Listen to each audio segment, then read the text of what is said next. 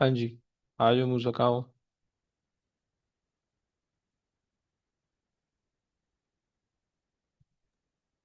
Three resistors of resistances R1, R2, and R3 are connected as आगे सही। Question. अच्छा जी। Okay. The total current in the combination of resistors is I and the potential difference across the combination is V. सही हो Show that गया। the total resistance R of the combination is given by the equation. सही है। क्या करने लगे हो भाई? अच्छा, वैसे हमने ये इसका क्वेश्चन हमने क्लास में किया था, इसकी डेरिवेशन। सही है। और अगर आपको याद हो तो हमने कहा था कि भाई हमारे पास जो है वोल्टेज हमारे पास सेम रहता है। सही है।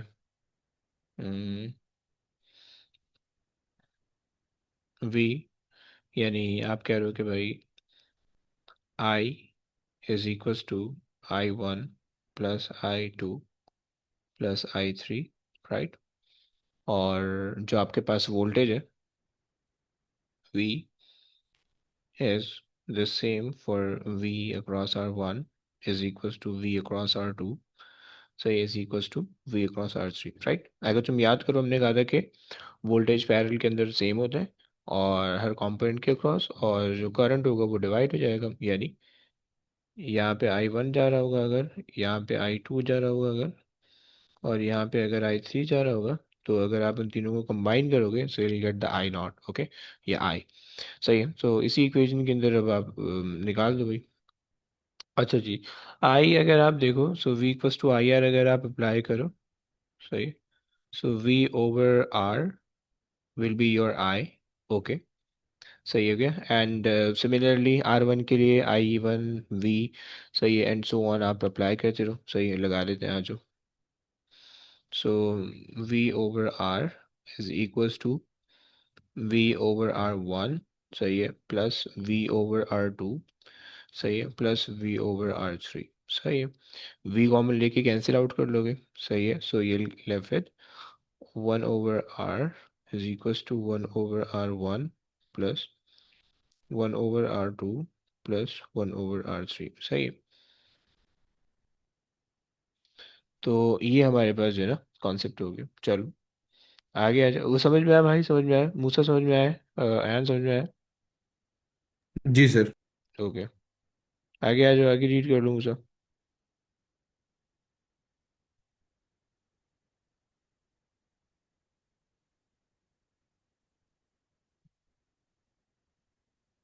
क्या चीज़ है? बोल देना यार, मुंह से बोल ले यार।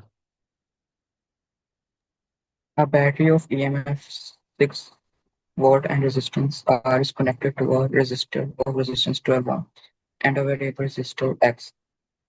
By considering energy, explain why the potential difference across the battery's terminals is less than EMF of the battery. Okay, question समझ में आया? अच्छा जी। एक तो सारा तुम जो है ना इंसान नहीं बन पा रहे। खैर, तो उसने आपको ये दो पैरेलल कॉम्बिनेशन के अंदर बैटरी दे दी है। सही है। और आपके पास एक रजिस्टर आर है। सही है। ये दो पैरेलल कॉम्बिनेशन रजिस्टर आर है और आपके पास बैटरी। सही है। इन्होंने कहा कि टर्मिनल, बैटरी टर्मिनल ये है। सही है। और is less than the EMF of the battery. EMF of the battery आपके पास है 6 वोल्ट, इससे कम आ रही है। राइट। आपको पता है कि इंटरनल रेजिस्टेंस की वजह से कुछ ना कुछ वोल्टेज लॉस हो जाएगा across R, so that is why there will be less of voltage. Okay, समझ पा रहे हो भाई? सही है। सो हमने कहा कि भाई due to the internal resistance some voltage will be loss across R. They will be loss across R, यानी internal resistance. So the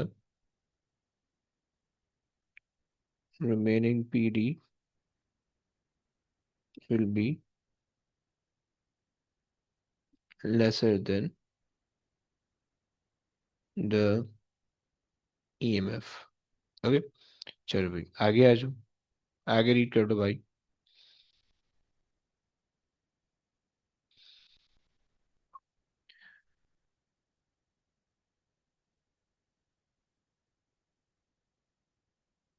बेटा पूरा क्वेश्चन रीड करवाऊंगा।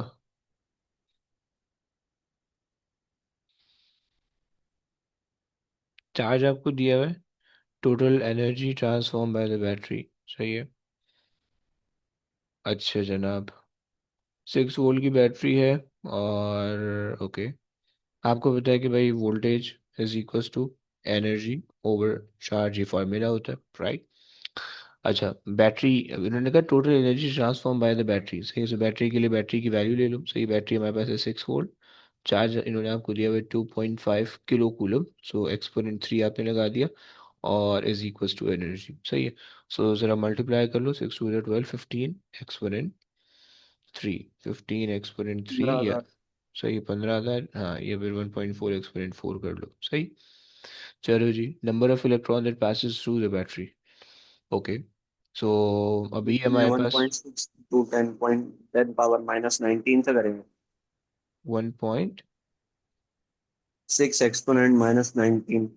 सही। आप बस ये कह रहे हो कि भाई एक इलेक्ट्रॉन जो है, वो बेसिकली हमारे पास होता है 1.6 एक्सपोनेंट -19 के बराबर, सही, कूलम के बराबर, and we have 2.5 exponent 3 coulomb of charges, so how many electrons will be required for that, okay। So divide. just आप डिवाइड कर लो,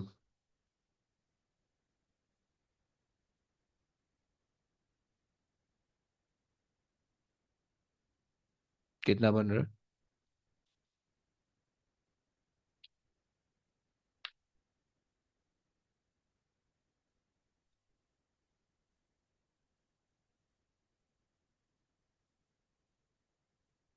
एनीबडी, ये वैल्यू बताओ।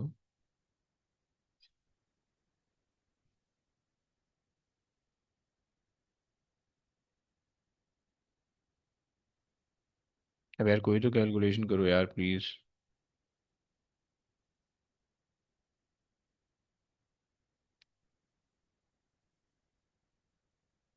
नहीं भैया।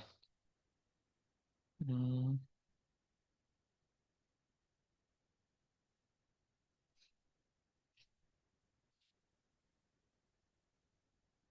खुद ही करनी पड़ेगी, मुझे कैलकुलेशन करनी पड़ेगी। नहीं सर, एक सेकंड। अब कोई बता दो, अगर कर रहे हो तो, नहीं कर रहे हो तो भी बता दो, लेकिन कर लो तो ज़्यादा बेहतर है। जी सर, कर रहा हूँ। ओके।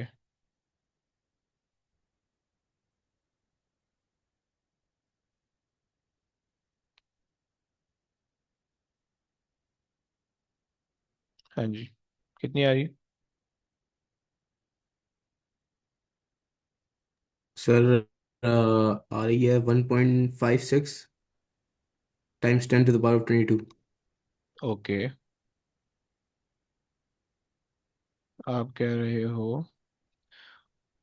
1.56 exponent 22, fine. यस। अच्छा जी, आगे चलते हैं। आपसे कह रहे हैं the combined resistance of the two resistors connected in parallel is 4.8, calculate the resistance of x, okay. अब देखो कंबाइन रेजिस्टर, वो कंबाइन रेजिस्टर पैरेलल के अंदर आपको पता है 1/R1 प्लस 1/R2 होता है, सही है, जो अभी ऊपर फार्मूला निकाल के। ये 1/4.8 लिखेंगे हम। हाँ जी, 1/4.8 प्लस 1/x, राइट।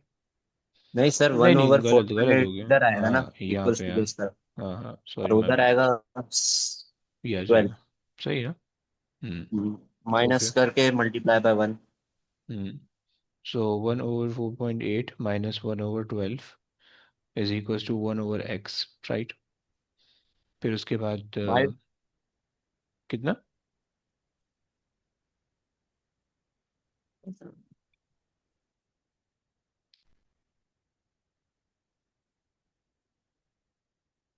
8 आ रहा है मेरे पास, तुम लोग के पास आ रहा है, एनीबडी।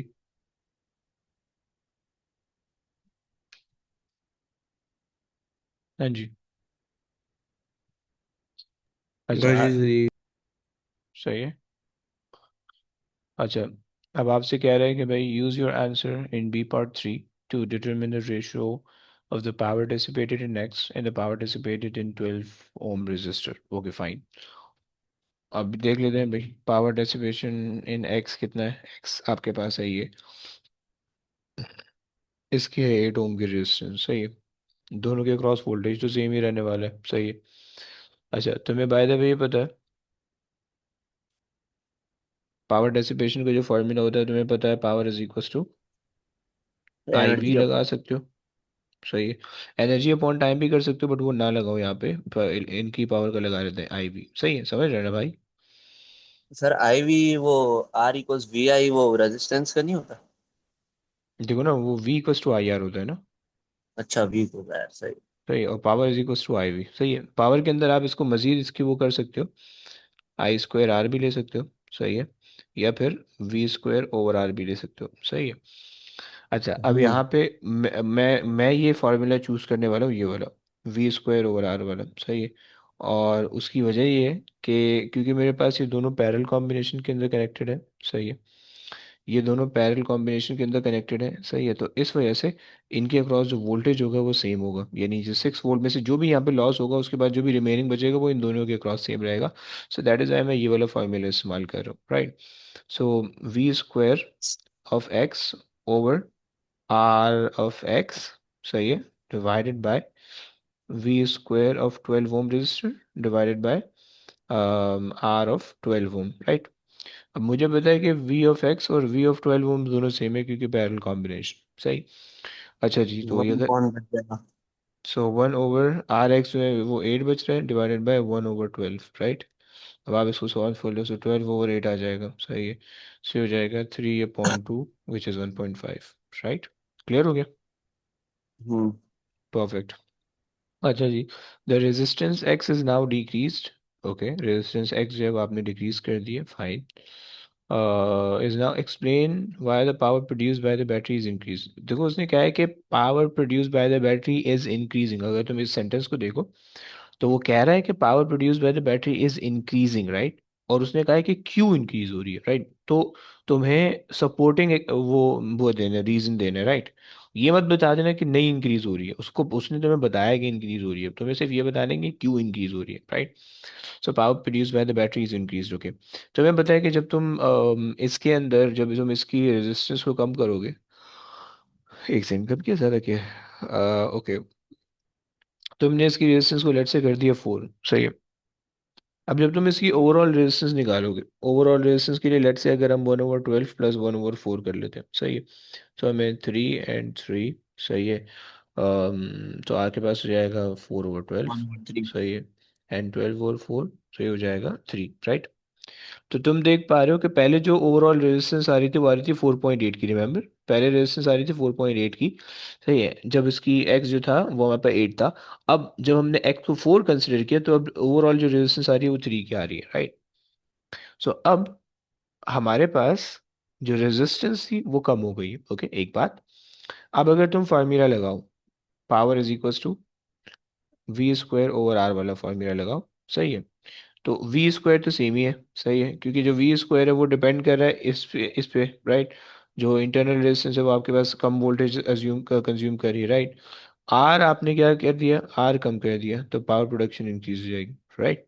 समझ पा रहे हो, या इनवर्सली प्रोपोर्शनल है। हाँ जी हाँ जी, सही है। सो हम ये कह सकते हैं कि भाई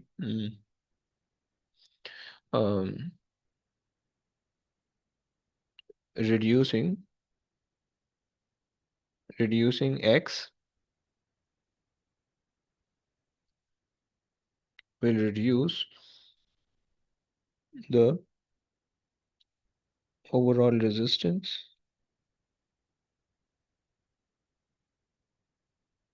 of the circuit, okay. This will um, increase the current,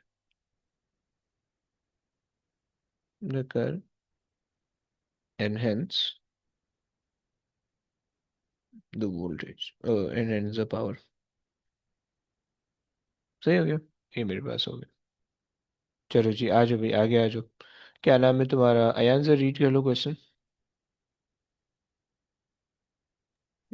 सही है सर। नीचे वाला डिफाइन ओम तुम्हें पता है, ओम बेसिकली यूनिट है। रेजिस्टेंस का तुम्हें पता है कि V equals to I R से आता है, V equals to I R से आता है, राइट। और V over I is basically R ना। तो ओम्स के लिए हम कह सकते हैं वोल्ट्स पर ampere. Okay, be very careful. Ohm is a unit, तो उसको तुमने डिफाइन करना होगा यूनिट की फॉर्म में। Volts is also unit, ampere is also unit. Okay, आगे रीड कर ले तो भाई। A cell X of electromotive force 1.5 volts and negligible internal resistance is connected in series to three resistors A, B, and C. Resistors A and B have resistances 6 ohms and 3 ohms respectively and are connected in parallel. Resistor C has resistance 4 and is connected in series with parallel combination. Calculate the current in the circuit. Okay, अच्छा जी। अब अगर आप इस circuit को देखो, तो इस सर्किट के अंदर वैसे आपको सीरीज और पैरेलल दोनों कंबाइन दिख रहे हैं, राइट। यानी बेसिकली हम इसको ना कंबाइन सर्किट कह रहे होते हैं, सही है। और अगर ये कंबाइन सर्किट के अंदर अगर आप थोड़ा सा गौर करो, तो ये जो कंबाइन सर्किट है, इसके अंदर बेसिकली ये ओवरऑल जो बड़ा सर्किट है वो तो सीरीज है, लेकिन इसके अंदर एक छोटा सा पोर्शन है पैरेलल का, राइट। इसको हम कहते हैं पैरेलल इन सीरीज। ओके, सही है ना, समझ रहे हो ना। यानी कहने का मकसद ये है कि आपके पास जो है ये वाला जो पोर्शन है, दिस इज पैरेलल, ये पैरेलल है। जब इस पैरेलल को सॉल्व करोगे तो ये आ जाएगा इन सीरीज विद सी। तो मैं इसको ना जरा सिंप्लीफाई कर लेता हूँ अपनी आसानी के लिए, ताकि फर्दर ऑन हमारे लिए अगर कोई आए तो हमारे लिए सॉल्व हो जाए आसानी से, राइट। तो ये अगर इसको पैरेलल सॉल्व करोगे क्या बनेगा? ये बन जाएगा आपके पास 1/6 प्लस 1/3, 2/6। सही है, 3/6, 6/3, और 2 आ जाएगा। सही, सही हो गया। ये 4 है, ये ए और बी का पैरेलल कॉम्बिनेशन है। सही है, जगह जिसकी वैल्यू आ रही है 2। सही है, खैर आगे चलते हैं। समझ रहे हैं ना भाई? बोल प्लीज आयान। जी सर समझ गया। अब देखो, इन्होंने कहा है कि calculate the current in the circuit. Circuit के अंदर जो करंट डिफाइन 1.5 होगा। डिवाइड बाय 6 कर देंगे। Very good, very good. बस ये याद रखना 0.25। कि करंट के अंदर, सर्किट के अंदर जो करंट होगा वो सर्किट की पूरी रेजिस्टेंस की वजह से आएगा, राइट। सो 1.5 डिवाइडेड बाय 6 कितना बन रहा है भाई? 0.25। 1/4 0.25। ओके, गुड हो गया। आगे आ जाओ भाई। The current in the resistor B. अच्छा जी, अब आपको पता है कि 0.25 यहाँ। पैरेलल में डिवाइड होता है। वेरी गुड हो गया। 0.25 तो यहाँ तक आ गया, सही है। अब ऊपर जहाँ पे ज़्यादा रेजिस्टेंस है वहाँ पे कम करंट जाएगा, जहाँ पे कम रेजिस्टेंस है वहाँ पे ज़्यादा करंट जाएगा, राइट। समझ पा रहे हो? अब रेजिस्टेंस बेसिकली, ज्यादा होगी, करंट कम होगा। हाँ, जहाँ रेजिस्टेंस ज़्यादा होगी वहाँ पे करंट कम होगा जी।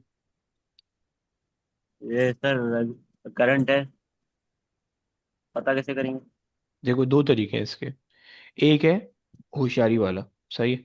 और दूसरा है तरीके से इंसानों वाली कैलकुलेशन, सही है। होशियारी ये कर सकते हो कि देखो, ये 6 है, ये 3 है, सही है। ए जो है वो डबल बी का जाएगा, आधा डबल है। जाएगा। हाँ, तो इसका मतलब है कि करंट को 3 हिस्सों के अंदर डिवाइड करो।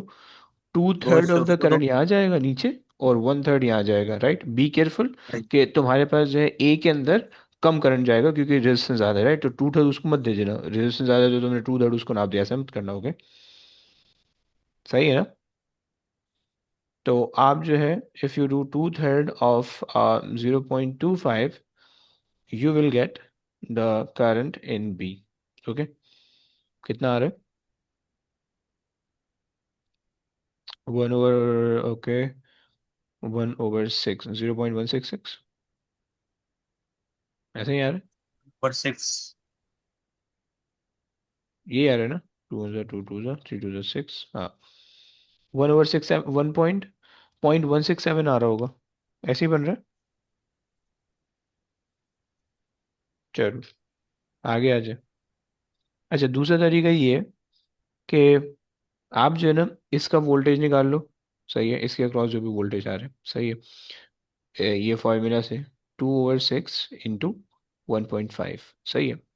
सो 2 1 ज़ा 2, 2 3 ज़ा, सो 1/3 इंटू 1.5 इज 3/2। सो ये अपने वोल्टेज ये वो 2 divide by total resistance multiply by voltage. हाँ, टोटल वोल्टेज मतलब वो पोटेंशियल डिवाइडर का फॉर्मूला होता है ना, R1/R1 + R2 times V n = V out वाला। समझ रहे? याद है? भूल गए? सो अब यहाँ पे मुझे पता चल गया 0.5 का वोल्टेज यहाँ पे ड्रॉप हो रहा है। सही है। सही है। और यहाँ पे 1 वोल्ट ड्रॉप हो रहा है। सही, ये वोल्टेज मेरे पास आ गए। सही। तो दूसरे तरीके से अगर आप करना चाहो तो अब जो अब सीरीज में तो वोल्टेज डिवाइड होता है ना। हाँ, तो देखो ना, यहाँ पे और हमने डिवाइड किया, में 1 यहाँ पे चला गया, 0.5 यहाँ पे आ गया। समझ रहे? तो 6 ohms वाले में भी 0.5 ही होगा अगर उसकी हाँ, मांगे वो तो रहे। पैरेलल है, वो पैरेलल है, क्योंकि पैरेलल के अंदर वोल्टेज सेम रहता है, तो 0.5 ए के अंदर भी है, 0.5 बी के अंदर भी है। राइट? सही सही। सही है। और 0.5 × 3 करोगे तो फिर आपके पास जो है कुछ ना कुछ आ वन जाएगा। अपन सही। चलो, आगे आ जाओ भाई। अब उसने कहा है कि the ratio of the power dissipated in B over the power dissipated in C. Right? अच्छा, डेसिपेटेड के वर्ड से कभी भी टेंशन में मत आना। सही। डेसिपेटेड का मतलब है लॉस या कंज्यूम या जो भी कह लो आप। सही है।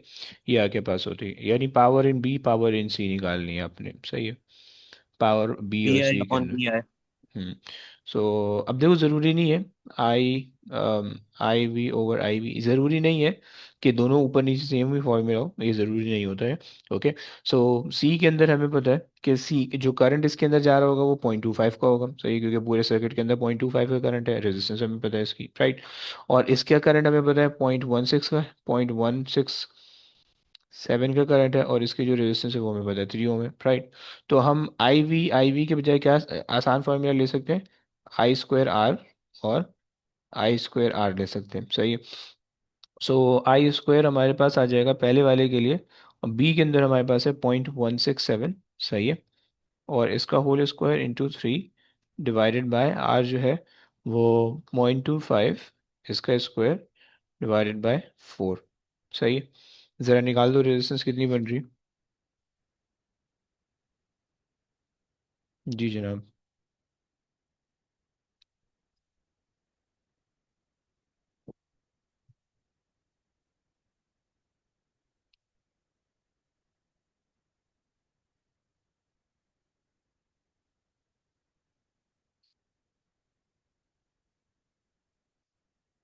एनीबॉडी?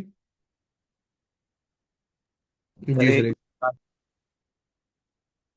ओके।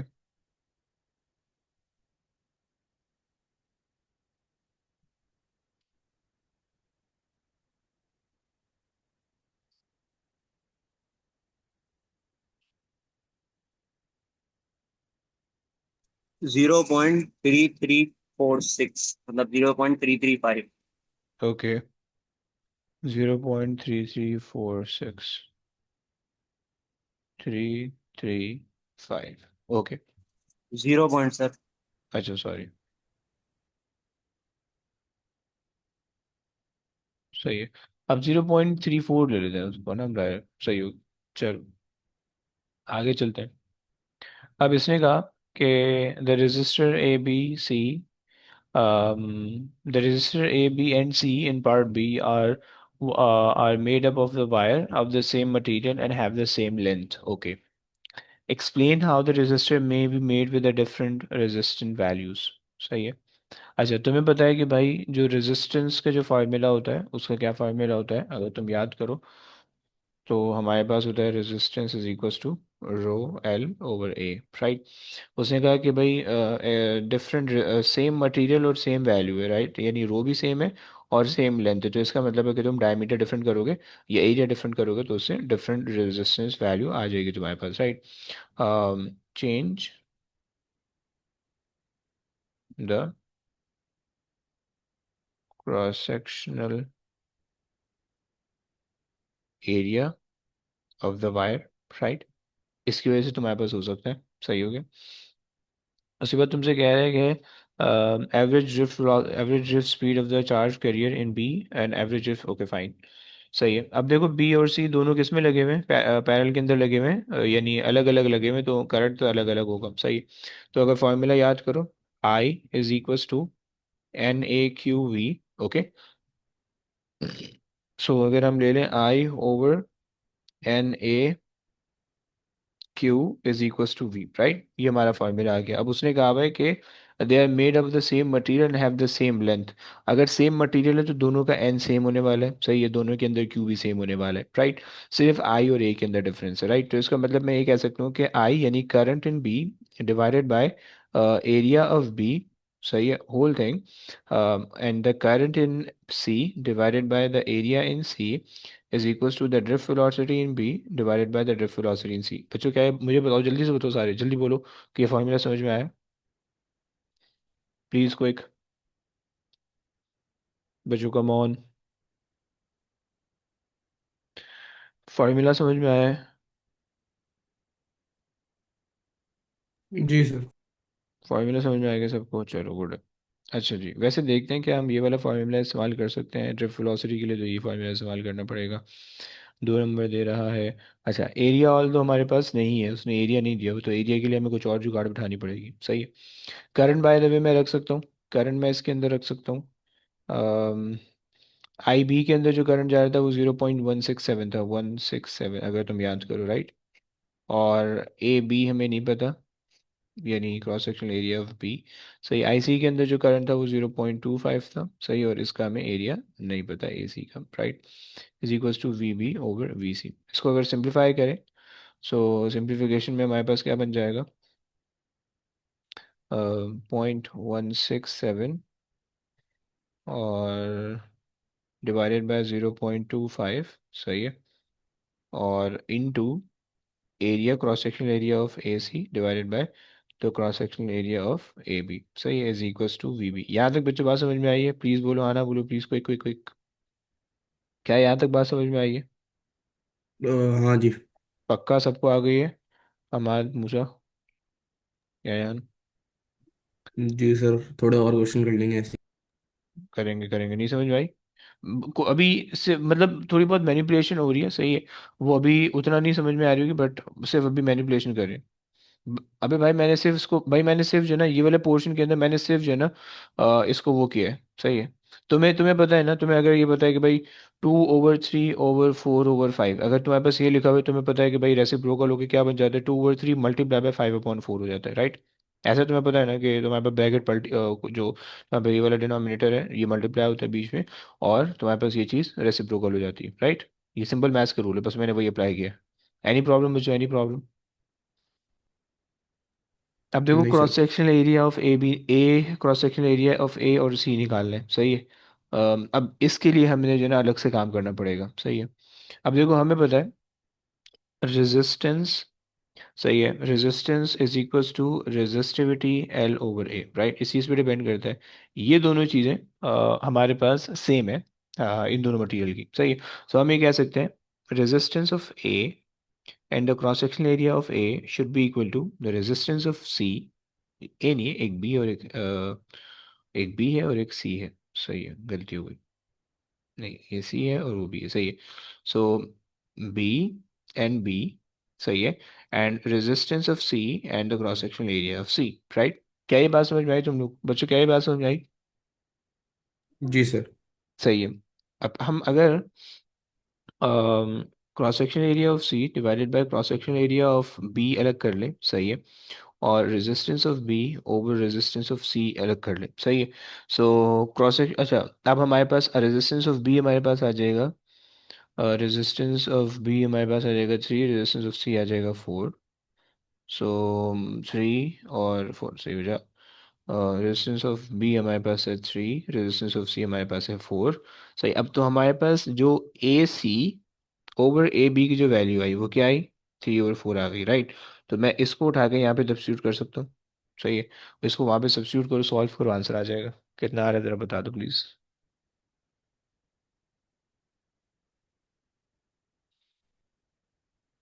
जो तुम लोग ने काम करना होगा वो तुम्हारे पास आ रहा होगा, 1/6, सही है, डिवाइडेड बाय 1/4, सही है। तो ये आपके पास हो जाएगा 4/6, 4/6 इंटू 3/4, 1 ज़ा 2 ज़ा 0.5 आ रहा होगा, बन रहा है 0.5 का रेशो। हाँ जी, प्लीज बताओ यार, तुम लोग कितना टाइम ले रहे हो, कैसे काम चलाओगे?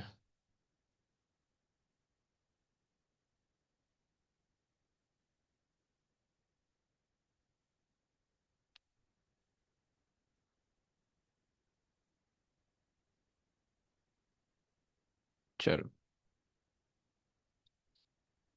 42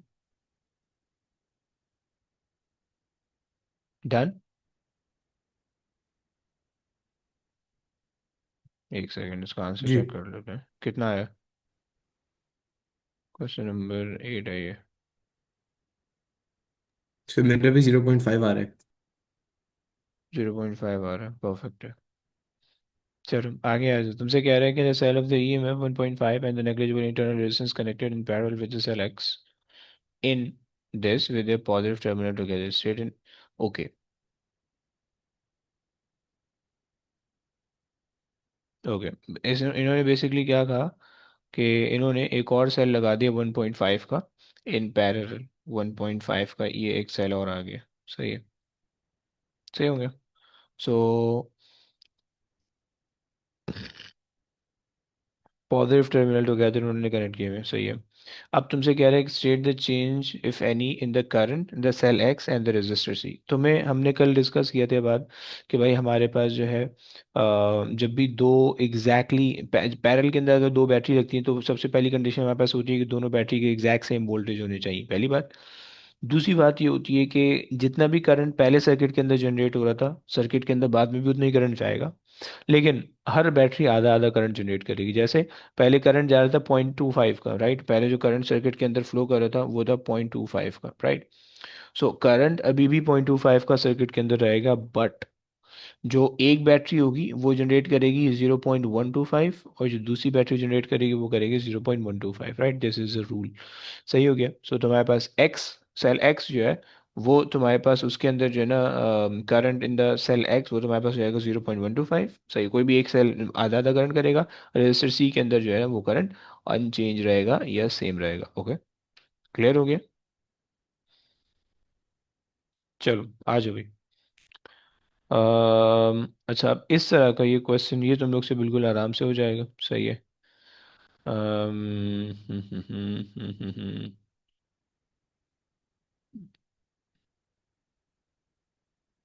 ये थोड़ी सी इसकी डेरिवेशन है। अच्छा, ये थोड़े से गंदे गंदे क्वेश्चन तुम्हें लगेंगे, सही है। आ जाओ, हमारा रीड कर ले भाई, ये वाला क्वेश्चन है। एक second. Split voltage meant by an electric current. Okay, तो इलेक्ट्रिक करंट हमारे पास क्या होता है? इलेक्ट्रिक करंट हमारे पास फ्लो ऑफ चार्ज के रेज होते हैं, फ्लो ऑफ चार्ज या फ्लो ऑफ इलेक्ट्रॉन आप कह सकते हो, सही है। So it is a flow of electron, सही है जनाब, ऑफ इलेक्ट्रॉन। आगे चलिए प्लीज।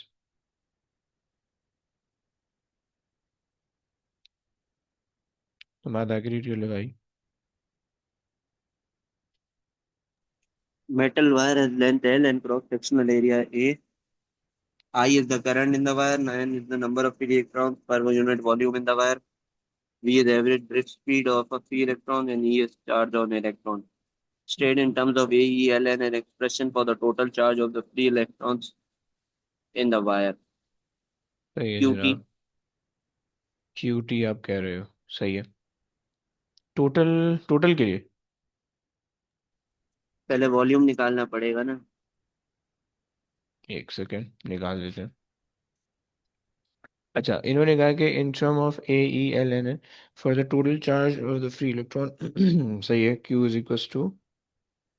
सो जो भी टोटल चार्ज होगा वो आपके पास सबसे पहले तो ये ले लो, एन ले लो, सही है, और मल्टीप्लाई बाय वॉल्यूम कर दो, और वॉल्यूम आपके पास होता है ए टाइम्स एल, है ना? ऐसे ही कह रहे हैं, ठीक। सही है। क्यू टी डायरेक्ट मत बोलो, सही है, क्योंकि वो क्यू टी का कोई फायदा नहीं होगा, क्यू ओवर टी होता है बेसिकली, बट आपको ये देना है यहाँ से, सही है। सो अब अगर आप देखो Q equals to I T होता है ना, Q equals to I T, सही है। मैं टोटल चार्ज बोल रहा हूँ, QT मतलब ये QT छोटा सा टी नहीं, QT इक्वल्स अच्छा यानी ये, symbol sorry total sorry charge का मतलब सिंबल। यानी क्यू और टी सबस्क्रिप्ट के अंदर, ये ऐसा कह रहे हाँ हाँ हो? ओके हाँ। ओके ओके ओके, सही। सही है।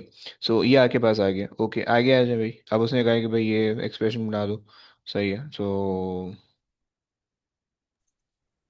डिवाइड डिवाइड कर लेते हैं यार। लेकिन एक चीज़ रह रही है हमारे पास कि हमारे पास ई भी तो आना चाहिए ना, है ना? हाँ ताकि हमारे पास एक पूरा वो चीज़ बन जाए। सही है। अब अगर हम ये करते हैं N, A, L and E and whole thing divided by, आपके पास है अगर जब सब जगह पे हम टाइम से डिवाइड कर दें तो हमारे पास बन जाएगा करंट।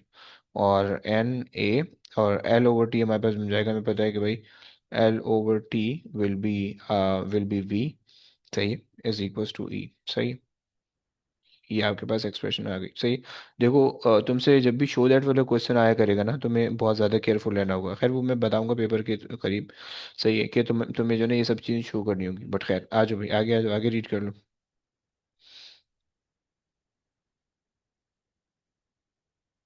हम्म।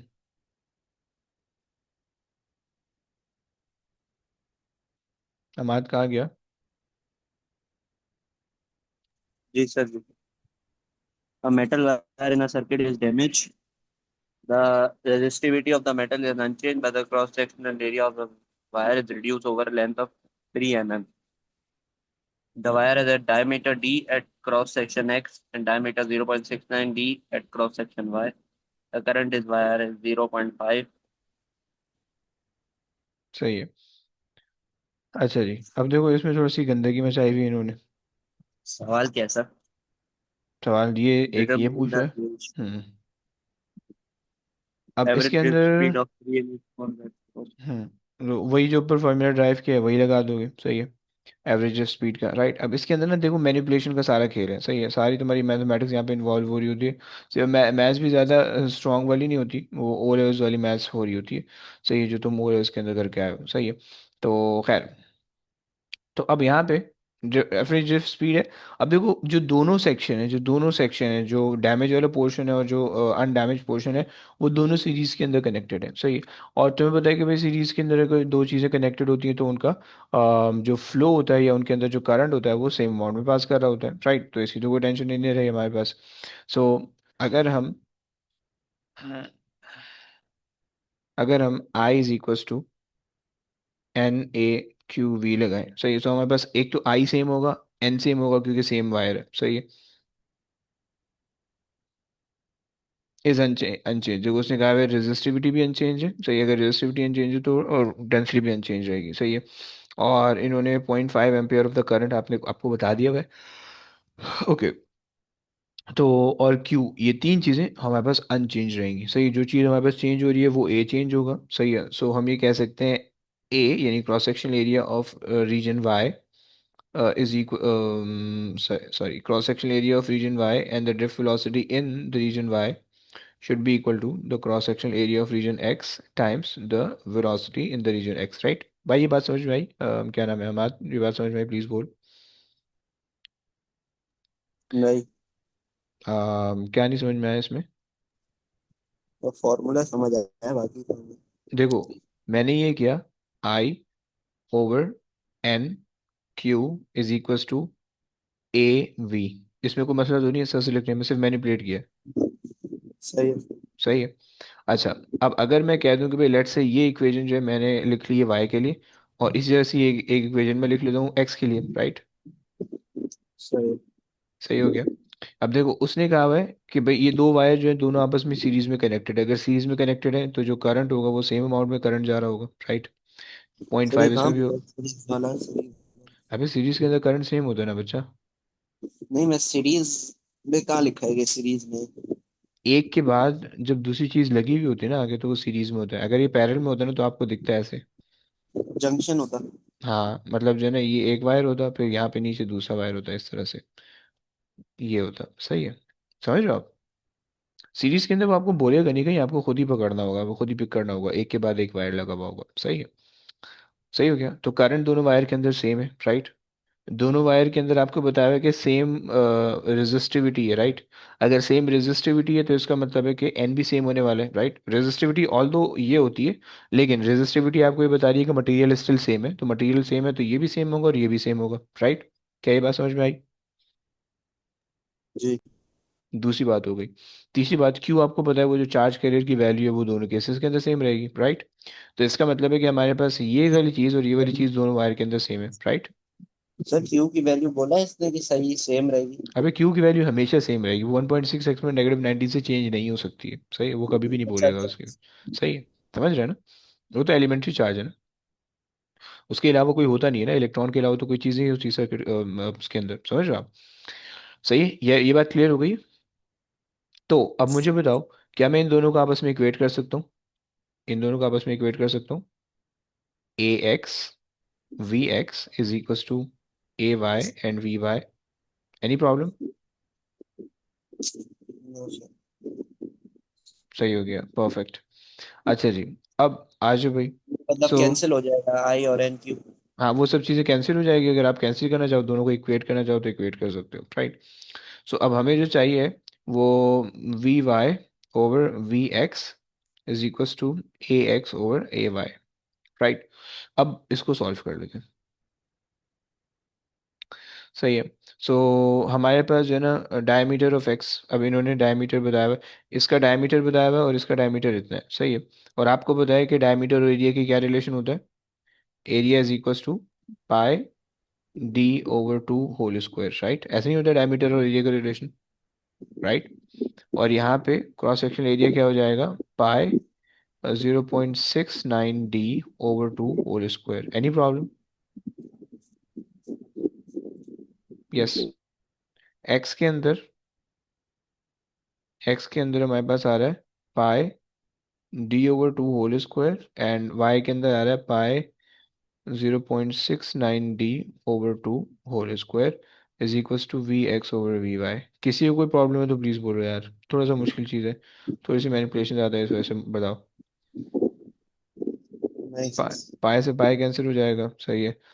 एक्सपेंड कर लो, D square over 4 divided by 0.69 को भी स्क्वायर करोगे, यहाँ पे डी स्क्वायर भी हो जाएगा ओवर 4। सही है, 4D सब कुछ कैंसिल हो जाएगा। सो आपके पास बच जाएगा 1/0.69 का स्क्वायर। सही है।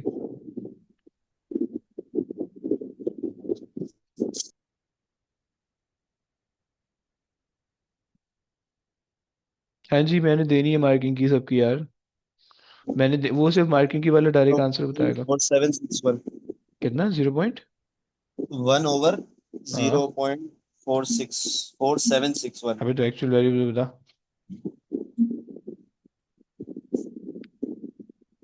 2.1 आ रहा है मेरे पास, ऐसे ही आ रहा है। 2.1। परफेक्ट। सही है जनाब, आगे आ जाओ। आगे रीड कर ले भाई, कौन रीड कर रहा था? ममाद रीड कर लो। The main part of the wire with cross section X has the resistance per unit length of 1.7 into exponent minus 2 ohms per meter. For the damaged length of the wire, calculate the resistance per unit length, the power dissipated. सही है। अच्छा, resistance per unit length का क्या scene होगा? Resistance per unit length basically, सही है। Resistance divided by length होगा। Perfect हो गया, सही है। सो अब इसके अंदर इसका मतलब ये होने वाला है कि अगर तुम फॉर्मूला, मतलब कोई फॉर्मूला आपको ऐसा सोचना पड़ेगा ना कि जो आपको लेके जाए वहाँ तक। सो अगर आप ये वाला फॉर्मूला अप्लाई करो कि भाई resistance is equal to rho L over A, सही है। अरे यार, ये आ गया, सही है। अब हमें पता है कि इसने हमें बताया हुआ है कि हमारे पास जो है रेजिस्टिविटी दोनों की सेम है, राइट। दोनों वायर है उसकी, उसने कहा same resistivity of the metal है, राइट। लेकिन लेंथ अलग अलग है, राइट।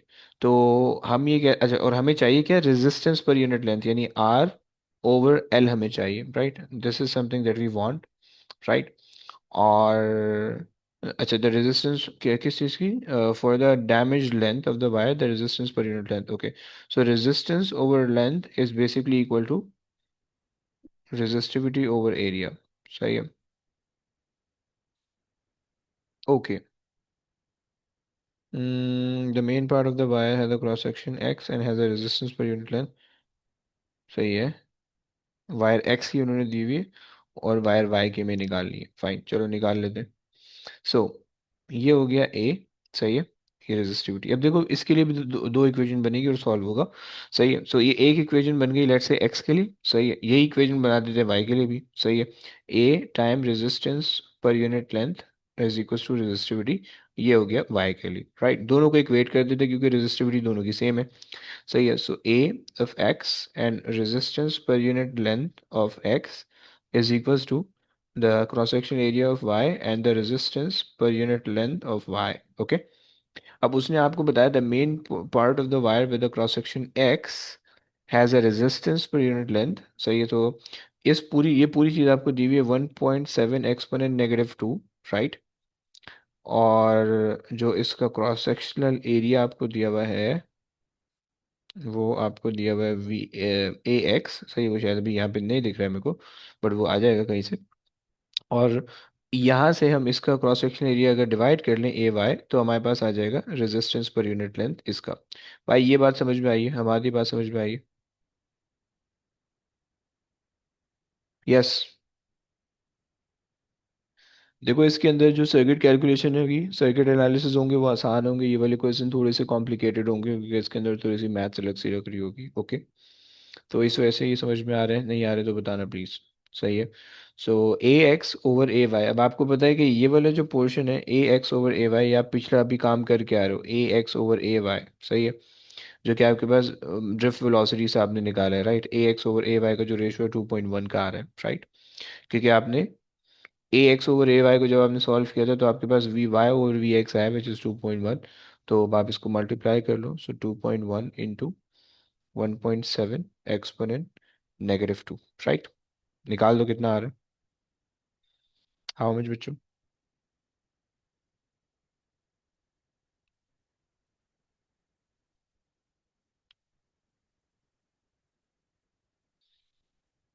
I am getting 0.036।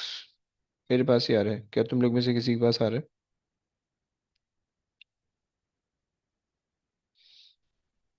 चलो आगे चलते हैं। उसने कहा है कि, बोलो कौन बोल रहा है?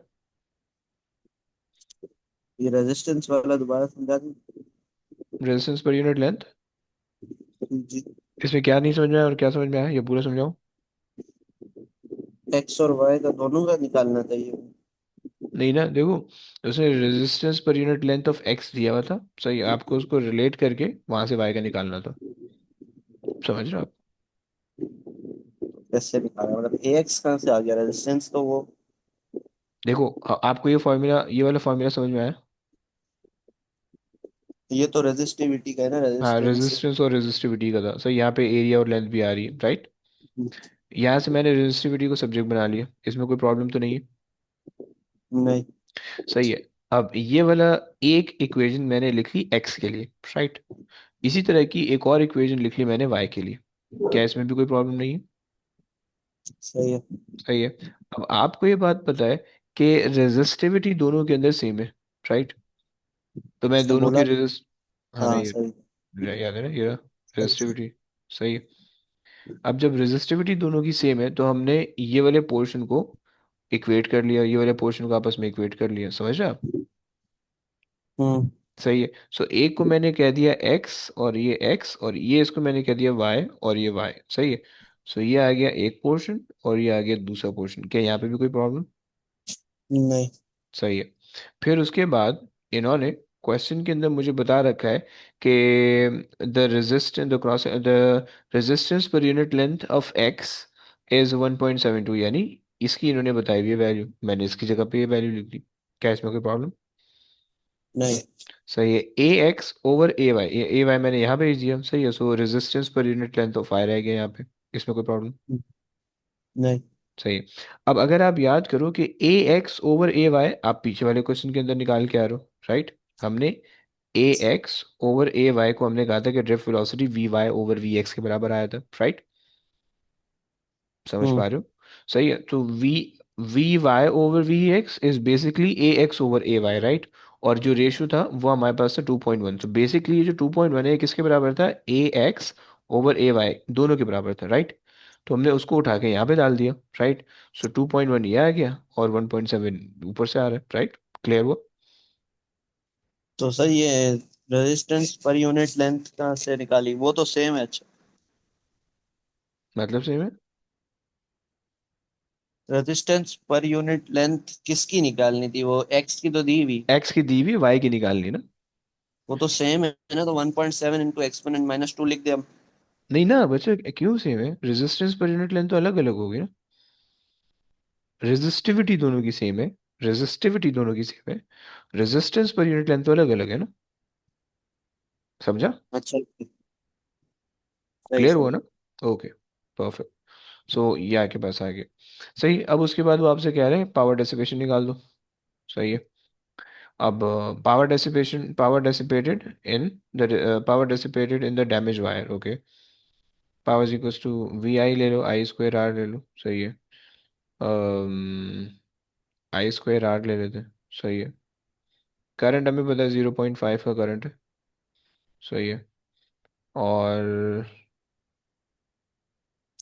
जो इसकी रेजिस्टेंस पर यूनिट लेंथ हमारे पास आ रही है, वो हमारे पास आ रही है 0.36 की। सही है। 0.36 की, 0.036 की। सही। ये आ रही है इसकी रेजिस्टेंस पर यूनिट लेंथ, और हमें पता है कि इसकी टोटल लेंथ जो है वो 3 है। सही है। सो अगर हम टोटल लेंथ से मल्टीप्लाई कर दें तो टोटल रेजिस्टेंस हमारे पास आ जाएगी। सही है। सो ये basically resistance over length multiply by length अगर आप करोगे, so that will give you your resistance, right. So resistance over length हमारे पास है 0.036 इंटू लेंथ विच इज 3, तो आपके पास आ जाएगा। सही है, सॉल्व कर लो सर इसको। वो तो डैमेज लेंथ है ना, 3 जितने कम हुई। हम्म। हमें डैमेज को ही करना है ना। देखो ना, उसने कहा है कि for the damage length of the wire calculate this and that. Clear? और वो तो सर 3 mm में दी गई है, तो 3। mm में? मीटर दी अच्छा सॉरी, में। सही सही सही। 3 एक्सपोनेंट -3। कर लो जीरो कि पॉइंट फाइव स्क्वायर। 0.555। नहीं नहीं, मैं ये भी सॉल्व कर, ओके। मैं कह रहा हूँ 0.5 का स्क्वायर। हाँ, सॉरी, यस।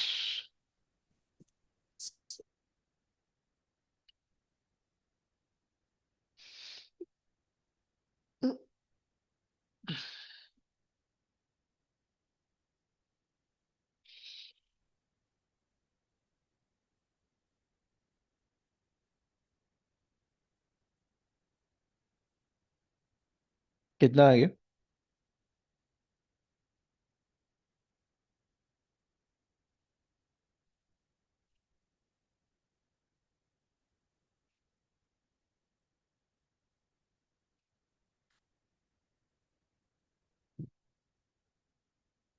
हाँ जी।